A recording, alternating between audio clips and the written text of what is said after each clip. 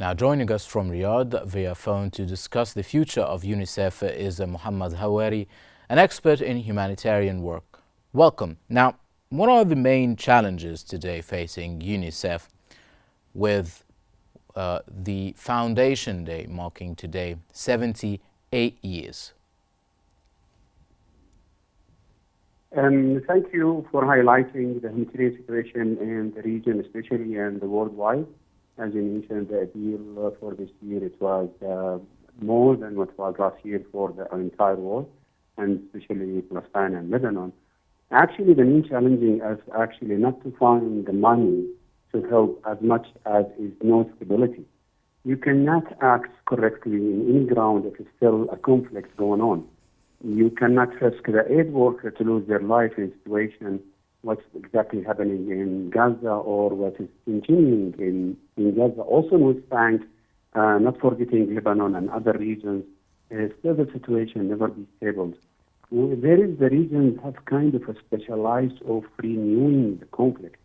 It's never ever starting any kind of a conflict in the region and it ends up always the conflict is coming up and another day and another day. Gaza is not just only from the last year until today. Gaza is facing issues in the wild. And the challenge is not only UNICEF, it's also for UNRWA, for another UN agency, which is providing the essential saving or lifeline aid to all of those. For example, the education system is getting collapsed in Gaza. And the people now don't find the essential needs or the primary care for their medicals. And all of this is the main challenges, not only for UNICEF, as I mentioned, also for other UN agencies and or another humanitarian organization where they're trying to help the people in need. The population in the Middle East and North Africa is only the 5% of the global. But unfortunately, more than 45% of the crisis is in this region. And that needs an attention from the political side to stop all this conflict for the humanitarian organization can do their job correctly. Now, based on UN reports, there have been situations in Gaza, Lebanon, and Syria that, of course, need the attention of such organizations, including the UNICEF. Can you just give us an overview on how the UNICEF plans to challenge or to confront these challenges, rather? And do they have like new strategies that might actually adopt in addressing these needs in the Middle East? If me and you go read the news and see the history of what's happening, we can see there's always a strategy to build a new alliance, to have a new partnership, you have to do a new corporation, but it's keep collapse because the crisis became bigger and bigger. And there is a risk of the life of the people.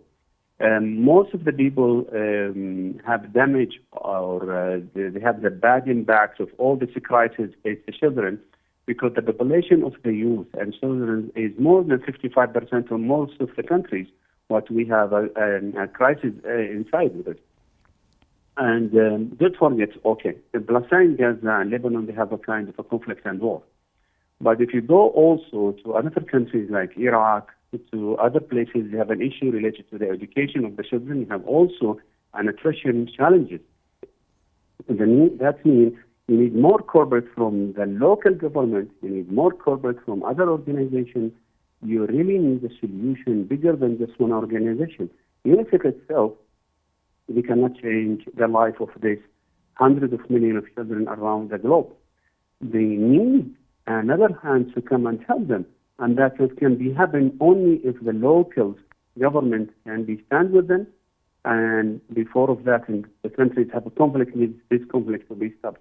That means the strategies doesn't matter what you have. The strategies you put on the ground to help these people. It will be failure in one day when you don't have any kind of corporations on the ground.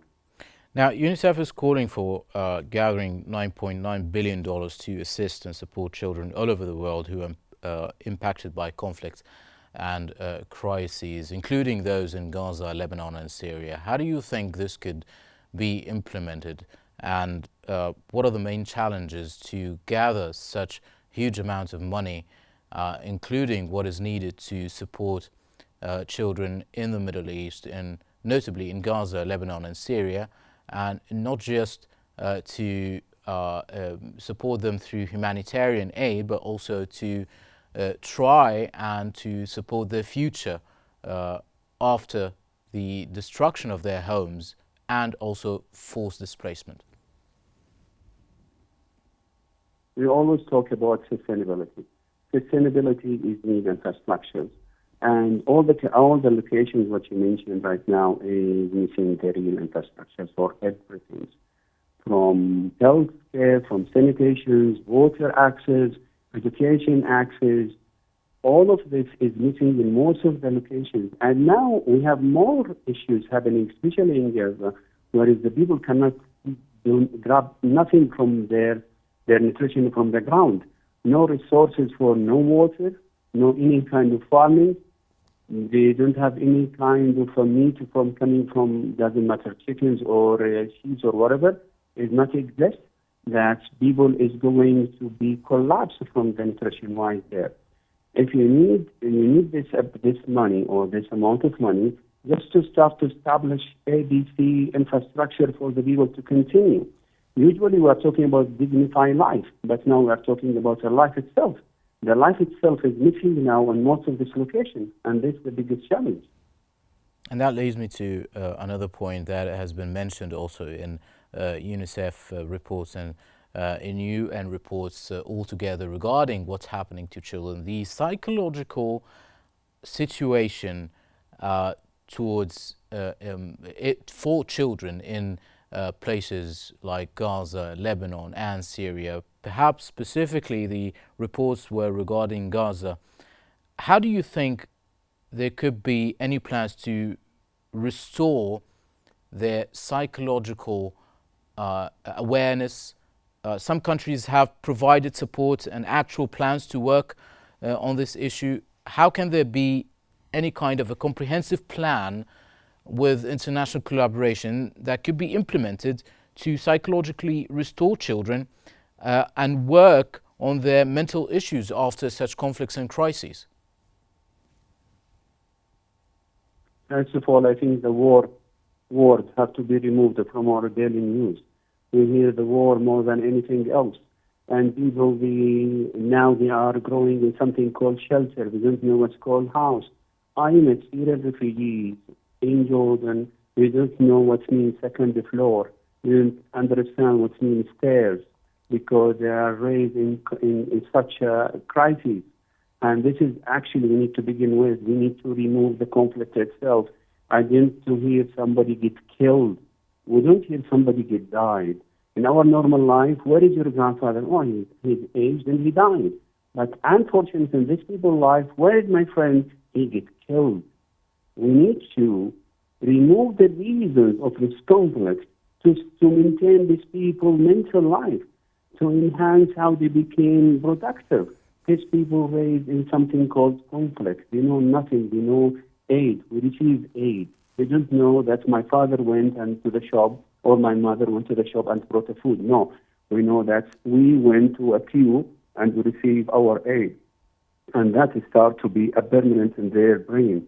For we start to enhance their life and to make them to recover after the trauma. We need to stop the trauma itself. But to be honest, me and you, the trauma is still going on in all of these locations and actually impact our children in our homes, even in your home in Egypt or in my home. It doesn't matter which country. Right. We still open the news and we hear war. Me and you now are talking about conflict. We're talking about a crisis.